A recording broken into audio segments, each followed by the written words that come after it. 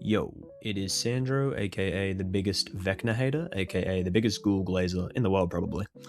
Today I wanted to make a video on happiness in Dead by Daylight and how I think it's achievable for everyone, but most people who play Dead by Daylight maybe aren't looking to find it. So my background in Dead by Daylight is that I've been playing the game since 2019, about 7 years off and on, and I have over 1,100 hours on the game. And I think, not to spoil it, but I think the off and on part is the main thing I'm going to get to in this video with happiness. So first we're going to deconstruct happiness or fun. You're a Dead by Daylight player, not an R6 player, so I'm going to imagine that you already know what the word means. So what is fun in Dead by Daylight then? I would argue that it's definitely not ranking up or objectives in the game or outcomes of the match, as it's sold as a party game, and the rank system, air quotes with rank, is not a actual showing of skill, but instead a showing of how long you've played this month. Obviously, if rank is the true, showing of skill, then I'm Eerie 1, both sides, with no problems, playing like an idiot. So obviously that leaves that the fun part of Dead by Daylight is chasing, and sort of just goofing off and enjoying yourself, I guess. Obviously, on the killer side, there are people who would prefer to dominate and drop 4Ks, in which case happiness is less achievable. Same for survivors, where they would want every game to have a 4-minute 3-gen chase that solo wins them the game and everyone tells them good job. But these things in reality are out of A, the player's control, and B, out of what feasibly could happen each game. Obviously, if every game a survivor loads into, they have a 10-minute chase where they loop the killer for every gen on the map, that's going to be fun for that player, but the 3 other survivors on the team who get 0 chases and just do gens and cleanse totems and open chests aren't going to be having so much of a good time. Neither would the killer, obviously. Whilst on the killer side, if they're getting consistent 4Ks every game, and every killer's getting that because every killer just wants to dominate, then no one's really going to want to play survivor anymore. Everyone's going to want to start playing killer, and killer's going to get nerfed.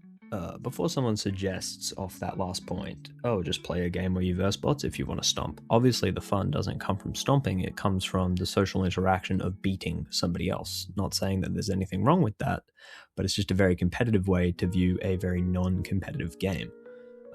Like I said before, Dead by Daylight is definitely sold as a party game, and coming into Dead by Daylight with this idea that you're going to dominate like a competitive game like League is kind of ridiculous.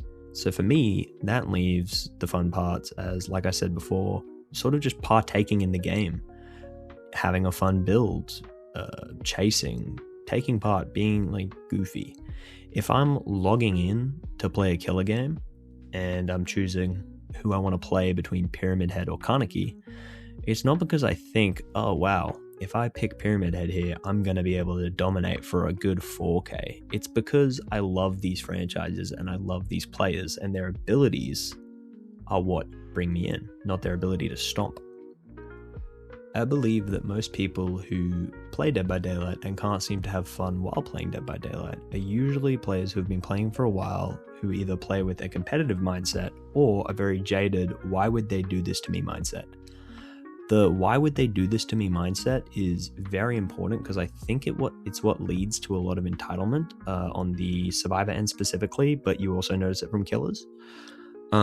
This is the mindset that you would see a streamer talk about, why would they play this toxic flashlight build into me? It's so cringe.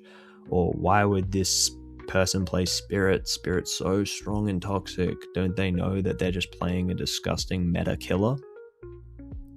The reality of this is that the person on the other side that you're complaining about probably didn't do it for the intended reasons that you believe they did.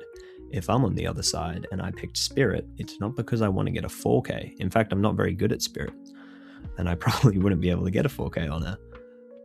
And if I picked a Beamer build, it's not because I want a flashlight bully a killer, it's because I just wanted to do that build because I thought it would be fun.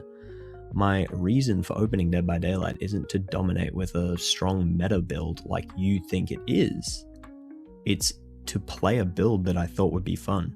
If that build happens to be something slightly more meta, than something more silly like a flip-flop build, then so be it. I was having fun, and that's the point of the game. I'm sure you've noticed in the gameplay by now that I have shaders. When I used to stream, I would have angry players come in that I had versed and call me toxic or sweaty for playing the way I do, and apparently the cherry on top would be my shaders because, quote, shaders are sweaty. Have you ever realized that Dead by Daylight is the only game that you've ever heard this in?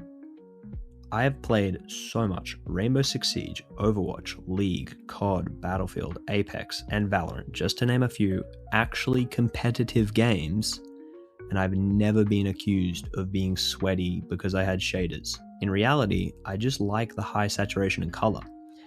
But in Dead by Daylight, the community can sometimes seem so desperate to be angry about something that they would complain about something as small as this. When I play Elden Ring, Warframe, Assassin's Creed, and other single-player games with similar visual changes, is it to get an advantage over the bots I'm playing against? Oh yeah, Godfrey didn't stand a chance. Look how high your saturation and brightness are. This is all to say that it's such a non-issue, and the fact that people have brought it up multiple times is a showing of how poor their relationship with fun and Dead by Daylight is that they would need to find something like this to complain about. Tangentially, while making my coffee this morning in between writing the script and recording the videos, I had the thought to myself, would there be someone who would see me make my iced coffee with vanilla syrup and complain that I use too much sweetener and the bitterness is what makes coffee enjoyable? Oh, he can't drink coffee the normal way. Abusing coffee in the morning because he isn't good enough to start his day without it. It's just such a ridiculous non-issue. If I like my coffee sweet, so be it. I can have a productive day without it, so why does it matter? None of what's been mentioned in this section ever affects anyone except for me and my viewers, so there really isn't a valid reason to complain about it in my eyes. The irony is that the person who isn't enjoying playing the game and complaining about toxicity the whole time is the one bringing the negativity into the situation in the first place. What a survivor might see as an angry, mean killer who's slugging and playing hard is really just me having a fun time with my brain off, playing how I want to play, watching Dragon Ball on my second monitor. Or a killer who might see me as a gen-rushing gen jockey is actually just me brainlessly doing a gen because I forgot I had a volt speed build on because I'm watching Dragon Ball on my second monitor. Point is, it's not as deep as most people think it is immediately. So how do I want to play? It's not that deep in my opinion. At the end of the day, I also paid $25 plus DLC for this party game, and I intend to play it for fun. Whether that's a survivor or killer build that's meta or not, it usually is me giving hatch to the survivor with the best outfit, or me going back in and dying for an altruistic survivor play to get all my teammates out. And you'd think most people love a killer that gives hatch or a survivor that dies for their teammates. Yet I've still been flamed and downvoted / minus repped for this like 1,000 times. On the flip side are things that are seen as more socially unacceptable. Obviously people don't love when you play really sweaty on killer or gen rush on survivor, but some things that can be seen as BM are also pretty fun, like moriing a survivor specifically because you really didn't like their TV show, Stranger Things, or playing Carnegie at all. Flash bullying, gen rushing, and strong meta builds / add-ons for killers, these are all things that can get you a quick minus rep from someone you play against. But realistically, if you had fun doing them, does the social taboo of a party game really matter so much? Especially if you weren't considering it. Now, a big reason I wanted to make this video was because of an experience that happened a few days ago now. I played Cenobite into a 3-man of survivors with one random. The streamer by the end of the game was complaining about their rules and what's right and what's quote fucked up, and my response was that it really just isn't as deep as you think. I just wanted to give the other survivor hatch because she also played my old main Cheryl, and you rarely see Cheryls these days. The streamer was complaining that the Cheryl was useless and that I slugged the Cheryl with the intention of giving her hatch, which baited out the streamer just to kill them. Even if I did, so what? That wasn't my intention. But the way I responded was much more polite by saying that, look, I was just having fun, and it really isn't that deep, I don't think. Even if I hadn't slugged the other player, the 2 of them, I had already killed 2 survivors by this point, the 2 of them that were left weren't going to finish the 3 generators and both survive. But regardless of this, back to the point of perspective, After looking at their VOD, I saw that this streamer specifically had been complaining in all of their games that night, and it made me realize that the reason I don't get upset or toxic is because I actually enjoy the act of playing Dead by Daylight, and I don't play by a set of societal taboos or for the sole purpose of a good result, which streamers can often fall prey to. And it wasn't just this streamer. I have so many clips of other streamers crashing out over literally nothing in these games when I've played nice and given them or somebody else hatch, or when I've died as survivor by being stupidly altruistic because I thought it was fun. I was going to play these clips now, but I've decided against it because it just continues the cycle of toxicity in this game. Not saying I'm above it, just saying that it doesn't really add anything beneficial for this video. You've all seen the clips and it would only be wasting all of our time.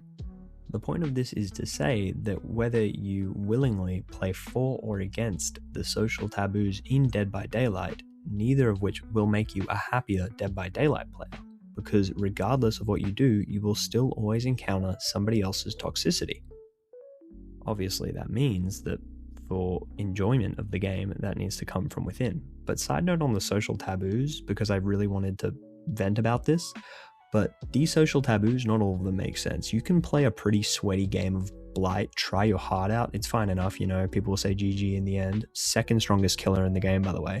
But if you want to play a killer like Kaneki, who isn't even top 10 right now, my list of 10 killers that are above him are Nurse, Blight, Billy, Twins, Spirit, Singularity, Dracula, Oni, Plague, and then I'd place Kaneki down with Wesker and Artis, but they could arguably go above him.